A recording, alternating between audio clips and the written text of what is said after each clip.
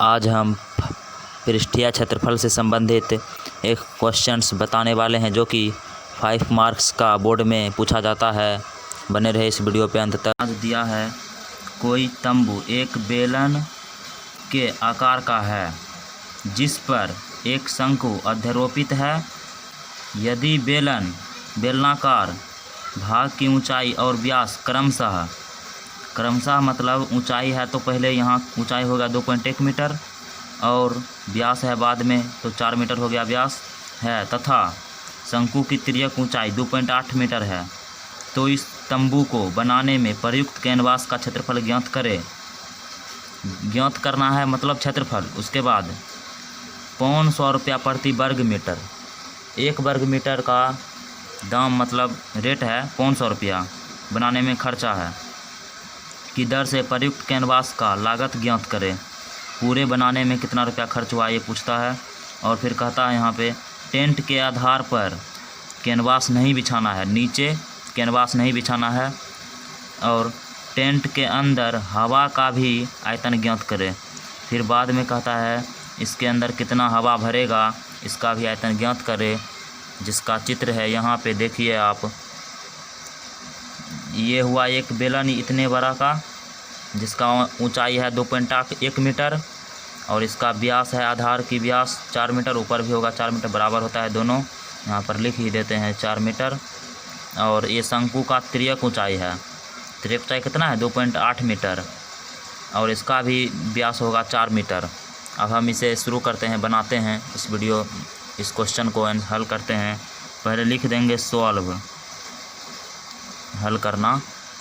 उसके बाद जो दिया है लिख देंगे प्रश्न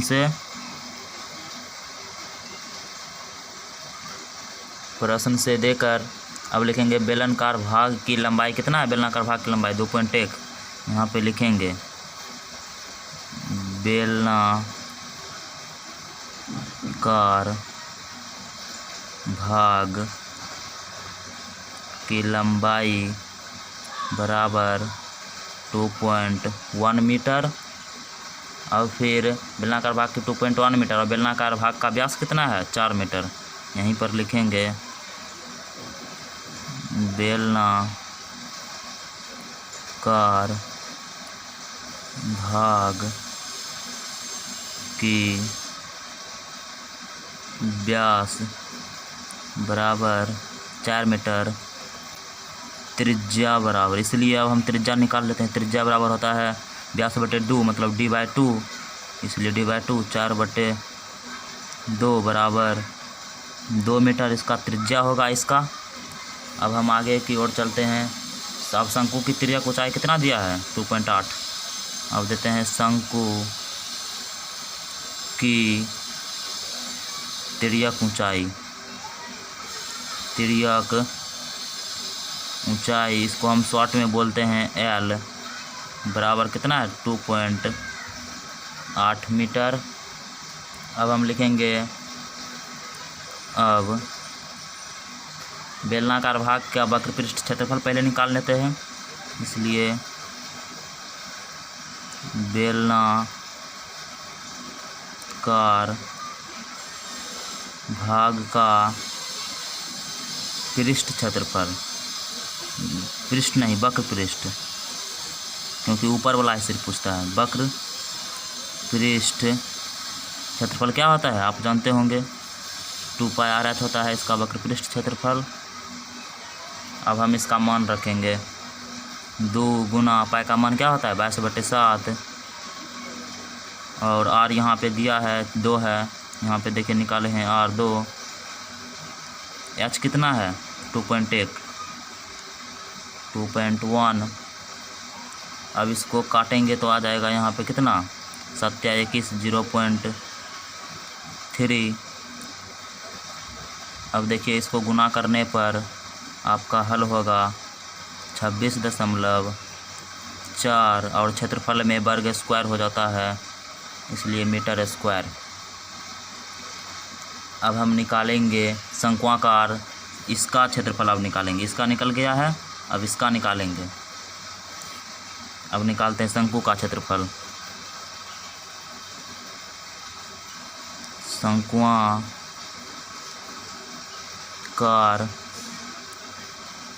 सिरे के वक्र पृष्ठ क्षेत्रफल। वक्र पृष्ठ क्षेत्रफल इसका क्या होता है? Pi R L. पाई का मान कितना होगा? 22/7। और इसका व्यास 4 है, इसका भी व्यास 4 होगा, तो इसका भी त्रिज्या 2 होगा। 2 गुना इसका एल है 2.8। 2.8 अब हम इससे काट देते हैं। 4 बारी में कटेगा, लेकिन यहाँ पे दशमलव है इसलिए 0.4 7.4 0.4 हो गया। अब इसको गुना करने पर आपको आएगा 17.6 मीटर। अगर आपको गुना करने में परेशानी होगा तो हम यहाँ पर गुना करके भी बता देते हैं। 22 दूनी 44 और 44 गुना 0.4, 4 चौक 16 6 बाकी 1, 4 चौक 16 17 1 दशमलव है, 1 अंक के बाद 1 दशमलव होगा मीटर स्क्वायर। ऐसे करके गुना कर लीजिएगा आप 17.6 मीटर स्क्वायर। इसलिए अब इस पूरा का क्षेत्रफल निकालना है। इस पूरा का क्षेत्रफल कैसे निकलेगा अभी हम बताते हैं। अब लिखेंगे तंबू का क्षेत्रफल।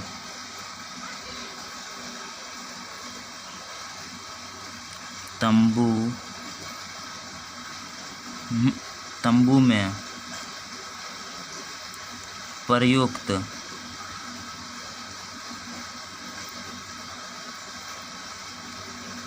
कैनवास का क्षेत्रफल बराबर होगा बेलनाकार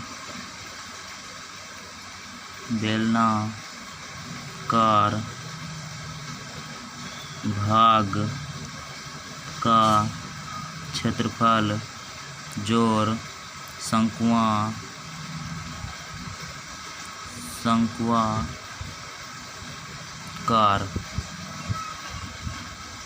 भाग का क्षेत्रफल। अब देखिए बेलन का क्षेत्रफल कितना निकला था? 26.4 और उसके बाद शंक्वाकार क्षेत्रफल का कितना निकला? शंक्वाकार आकार का क्षेत्रफल 17.6 बराबर होगा 44 वर्ग मीटर। इसलिए दिया था क्वेश्चन में ही 500 रुपये प्रति वर्ग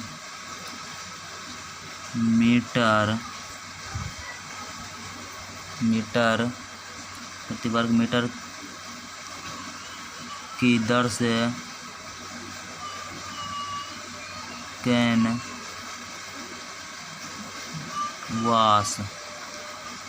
का लागत 500 रुपये प्रति वर्ग मीटर की दर से यहाँ पे से छूट गया कैनवास का लागत। अब देखिए 44 मीटर निकला है और 1 मीटर में लगता है 500 रुपया। यहाँ पर लिख ही देते हैं 1 वर्ग मीटर बराबर 500 रुपया। इसलिए कुल वर्ग है 44 मीटर, इसलिए 44 वर्ग मीटर बराबर 44 गुना 500 बराबर 0 5 इसमें गुना देते 5 20 के 0 बाकी 2 और बाद 5 20 2 22,000 रुपये लागत है इसका। अब फिर इसमें कहता था क्वेश्चन में, इसी क्वेश्चन में कहा था कि हवा का भी आयतन निकालना है। इसमें देखिए दिखा देते हैं आपको क्वेश्चन में। यहाँ पे लिखा है टेंट के अंदर हवा का भी आयतन ज्ञात करें। हवा का आयतन अब ज्ञात करना है। अब देखिए हवा का आयतन ज्ञात करते हैं। हवा का आयतन ज्ञात करने के लिए पहले माना कि माना कि शंकु की ऊर्ध्वाधर ऊंचाई, शंकु की ऊर्ध्वाधर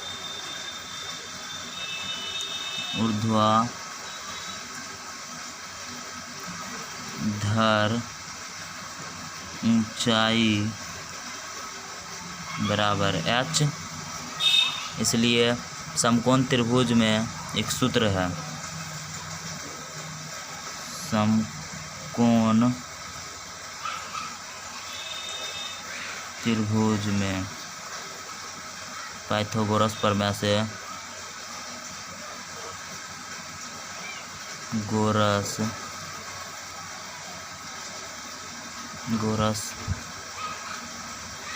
प्रमेय से होता है ना कि h² बराबर l² जोड़ b², मतलब कि कर्ण का वर्ग बराबर लंब का वर्ग और जोड़ आधार का वर्ग होता है। इस सूत्र है त्रिभुज में, ये पाइथागोरस प्रमेय से है। इसी में अब देखिए त्रिभुज में क्या क्या दिया है। अब हम इस त्रिभुज से लेंगे, इस OA और E त्रिभुज से, OA E त्रिभुज से लेना है और हमें इसका मान निकालना है। इसका मान क्या समझे, इसका मान हमें निकालना है। इस त्रिभुज को हम इस साइड बनाते हैं। अब देखिए ऐसे था वो त्रिभुज, इसे हम h माने हैं। इसका लंबाई है 2.8 मीटर, आधार था 4 व्यास, मतलब व्यास 4 था, त्रिज्या हो जाएगा 2, तो आधा 2 हो गया इसका। अब देखिए हम निकालते हैं इस प्रमेय से, इसे h होता है इसका, छोटी l, कर्ण इसे कहते हैं, जिसे हिंदी में h कहते हैं। अब देखिए 2.8 का वर्ग बराबर 2 का वर्ग जोड़ h का वर्ग। देखिए 2.8 28 का वर्ग होता है 784 होता है, और इसमें एक अंक के बाद दशमलव है। अब स्क्वायर आया तो 2 अंक के बाद अब दशमलव होगा। अब बराबर 2 का वर्ग होता है 4 जोड़ h², 4 को अब इधर ले आते हैं हम, इसलिए h² बराबर 7.84 माइनस 4। अब h² बराबर होगा 4, इसमें से घटा दीजिए 3.84। अब स्क्वायर को उस पट्टा ले जाने पर, उस पार ले जाने पर यहाँ पे रूट हो जाता है। स्क्वायर को जब उधर भेजते हैं तो रूट 3.84। अब 384 किसका वर्ग है, ये वर्ग नहीं है, इसको वर्गमूल होगा तो इसका वर्गमूल आएगा 1.96 मीटर लगभग में। अब इसके बाद आगे शंकु की ऊंचाई निकल गई। अब हमें शंकु की ऊंचाई h बराबर 1.96 मीटर निकल गया है। अब टेंट से घिरी हवा का आयतन ज्ञात करेंगे।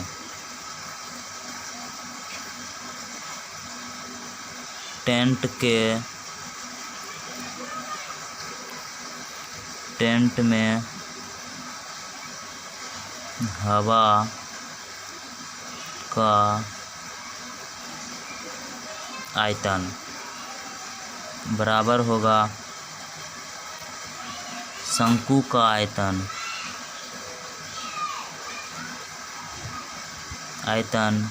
प्लस बेलनाकार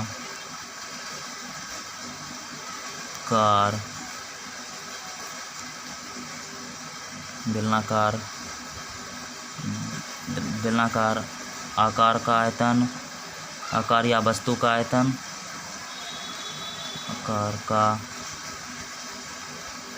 रुकिए थोड़ा 2 मिनट नहीं 2 सेकेंड।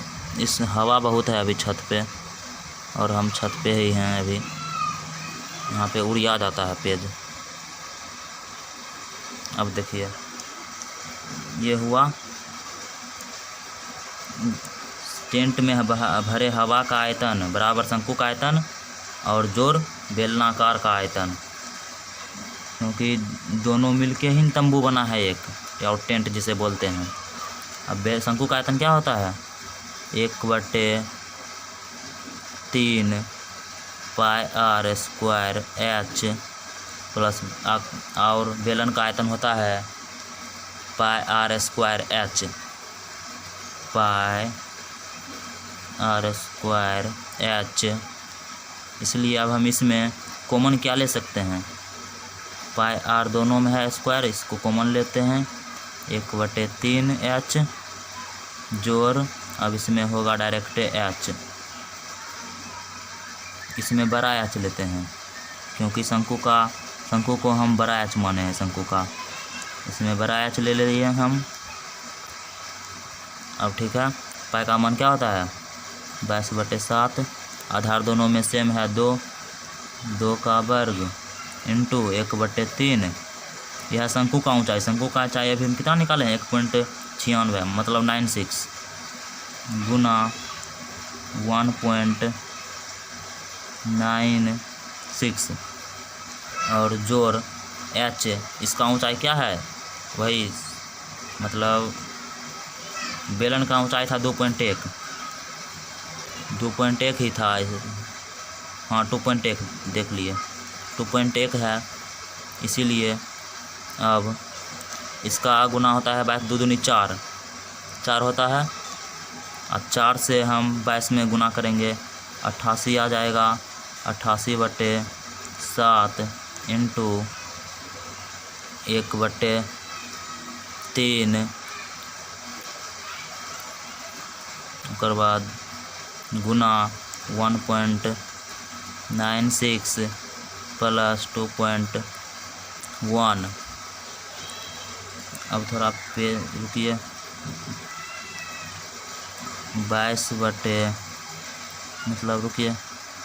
88/7 गुना, इसमें सभी प्रोसेस करने में डायरेक्ट हम लिख देते हैं, बगल में किए हैं हम क्योंकि यहाँ पे जगह नहीं है। 2.75 इसका आप प्रोसेस कर लीजिएगा, 2.75 आएगा 2.75 और बराबर इसको हम ऊपर से गुना करते हैं तो इसका आंसर आएगा 242